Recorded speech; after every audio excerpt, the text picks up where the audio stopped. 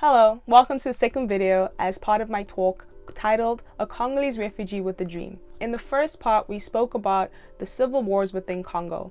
In this second part, we're going to be speaking about refugees. So if you haven't watched the first part yet, I'm going to put a link above and please click it so you can watch that first before you watch this video. The second part of this talk is going to be more interactive. In my first year, I had a humanities assignment whereby I had to speak about something that was important to me. So I decided to speak about refugees, and I asked a few of my classmates different questions about refugees in order to kind of hear and gauge like where the knowledge and what people were ignorant about and what people were knowledgeable about. So I hope you enjoyed a little clips I'll be adding onto this video. First and foremost, the first question that I asked my classmates were, who are refugees? People who don't have a place to go due to other countries' problems, such as humanitarian disasters or war.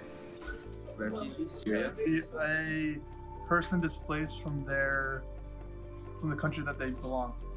People like in like shacks and running away from something. Who are trying to escape problems in their country by migrating to other countries. Syrian refugees. Immigrants. Who is escaping from some form of turmoil in their own country. The word refugee, asylum seeker. Where someone is not placed in the right spot. As my peers said, refugees are people that were forced to leave their country of origin to asylum countries in order to seek a better life and to escape from violence. In 2014, there were about 59.5 million people that were forced to flee from their homes, according to Refugee Council. The second thing I asked my peers was, did they know anyone that was a refugee? Parents, because they escaped a war-torn country. No. I've met them in Europe, but personally never met them here. Yeah. No, I don't. Friends and family who are refugees. No, I do not. As my friend in the last clip said, I was a refugee. So here's a little bit about my story. I was born in the Democratic Republic of Congo during the time of the Second Civil War. My family fled the war to South Africa, where I then lived in South Africa for 17 years of my life as a refugee. And I've shared a lot of stories on my YouTube channel about my experiences as a refugee and different questions that people have asked me about different instances in my life as a refugee that I could definitely share and help people understand the plight of refugees. So I will also add links to this video where you can check out those full videos where I explain my life as a refugee. But in short, as a refugee, I always felt like I needed a place to belong because I didn't feel like I belonged in the country of host, which was South Africa. And I also didn't feel like I belonged to Congo because I didn't grow up there. I left Congo when I was 1 year old. So it was an interesting experience growing up as a refugee. However, I do know that many refugees around the world face many challenges. And so the next question I asked my peers was, what challenges you think that refugees face in these host countries? I have to say, like, getting stable like homes and jobs. Safety. Safety is a big issue. Food, and also trying not to get separated from your families. Usually funds to Funds? move out. Discrimination. I don't know. They face hardship. Getting to America? Just like harsh treatment from being from a different place. Because we do have refugees that do cause trouble when they come over, and it gives them all a bad rep. Of course, they're not all like that, so social acceptance can be a big issue. Just like the feeling of not being accepted. Finding a place that's safe and welcoming for them to be. I guess find shelter and refuge. Trust issue.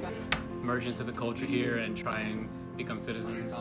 I would think lack of acceptance in the new country that they've migrated to. The prejudice against them and the fact that they don't really have anywhere to go, and other countries think it's a problem that they have to take by taking on refugees, when in reality refugees really don't have anywhere to go. So most of my peers hit it right on the ball. Many refugees face challenge of being accepted in host countries. They feel like outcasts and they are treated like outcasts many of the times. In some host countries, refugees are denied basic human rights, such as going to school or even acquiring an identity paper. Many refugees face verbal and physical abuse from citizens in the countries in which they're hosted in. Personally, I faced a lot of verbal abuse from my peers. They would always say, go back to where you came from. And I have a whole video, which I'll link here, where I describe this experience whereby I really felt like those words really pierced through my heart. And lastly, I believe that a lot of refugees face the challenge of assimilating into a new culture and into a new world, because that's obviously very hard. And that also were dealing with the trauma from coming from whatever violence they were escaping. I asked my peers, what do they think xenophobia is? So before you listen to their responses, I want you to pause and think about what you think xenophobia is, and then click play and listen to their responses. I don't even know what that word means. As I was told, was a phobia of people from other countries, I believe. Scared of what? Xenophobia. Xeno is in X-E-N-O. Xeno meaning strange. Phobia meaning fear. I know it's a fear of something. I'm not sure what it is. Big word, no idea. No idea. Xenophobia?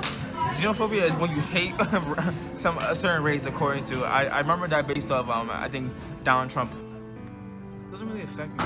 Honestly, I don't know, but like, I'm pretty sure it's fear of something. Xenophobia means hatred to me, where people are just scared. The fear of somebody from a person from a different country. Coming to America, maybe people from different ethnicities being not looked upon the same way as someone who would be white or someone who is from America originally. Not being accepting of other people and their races and their cultures. Xenophobia? I don't know what the xeno is. Alright.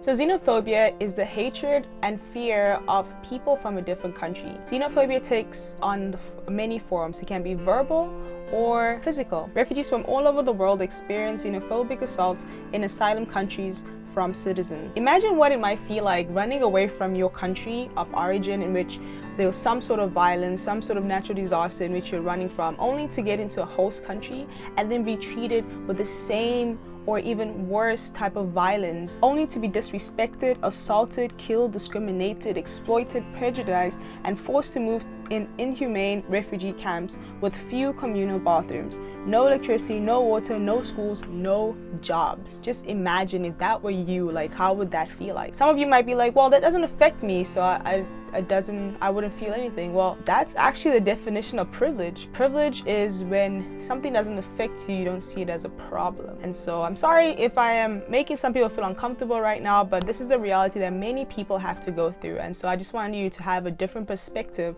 on refugees the next time you think about them. All refugees really want is a place to call home, and I believe that's a human right for everyone. A place they could just call home and feel comfortable and be a contributing citizen. I like to say that if everyone had an option, everyone would stay where they're familiar and where they're comfortable. However, people leave their homes when they're forced to, when there's a pushing force forcing them to go to somewhere that is better. Put things into more perspective, I asked my classmates some startling statistics about refugees. I want you to answer along if you think these facts are true or false. The first statistic, 50% of the world's refugees are children under the age of 18. I'm gonna go false, actually. Fortunately, I think it's true. True. False. Say true. True. True. The second statistic, 86% of the world's refugees are hosted in first world countries. False. True. False. No, that's false. 80s. False. False. True. That sounds true, I guess. First world. What's for America? false. So unfortunately, it is true that 50% of the world's refugees are children under the age of 18. And unfortunately, once again, it is false that 86% of the world's refugees are hosted in first world countries. 86% of the world's refugees are hosted in third world countries. And that puts refugees even at more risk because these third world countries already don't have the capacity to provide for their own citizens, and so they are not able to provide for these refugees who are seeking asylum in their country. What is this so what? Why am I telling you this? Why am I bringing this up? I believe that we should talk about things like this, and this is the reason why. All refugees want is a place to belong, and for the longest time people have negative connotations towards refugees. And while most refugees are innocent and are seeking a better place, there are some refugees that unfortunately do cause havoc in different countries. However, don't allow ignorance to hinder your ability to make a difference in other people's lives. So learn more about these refugees and get to know people before you make an assumption on or generalization about a collective group of people. Remember, people fear what they do not understand. So learn more about different people and do what you can to help. So I hope that you enjoyed the second part of my talk titled A Congolese Refugee with a Dream. So the reason why I titled it this way is because I am the Congolese refugee with a dream. I was a Congolese refugee that lived in South Africa for most of my life, and I was given the opportunity to move to America, and my dream is to just see that people have a transformed perspective on not only refugees but on just people seeking asylum and immigrants. I would love to see that people are more helpful and more understanding towards why people move. And of course it's hard. I understand it's hard. There's a lot of things I'm ignorant to, but that's why we learn and that's why we strive to learn better. And so I hope that you are inspired by this video, and I hope that you too will have a dream to see people's minds and perspectives be transformed so that we can all be positive change initiators in this world. I want to say thank you to Amnesty International at NJIT, the African Student Association, and the Art Club at NJIT for giving me this opportunity on this platform to share what I care about and hopefully give you a better perspective on global issues. So once again, my name is Danielle Bashir. If you like this content, please do follow and subscribe to my YouTube channel. I do speak about a lot more things about refugees, about Congo, and looking into making videos about other countries too. So please like this video, subscribe, and share. Thanks again for joining this event, and I hope that you enjoyed it. Bye!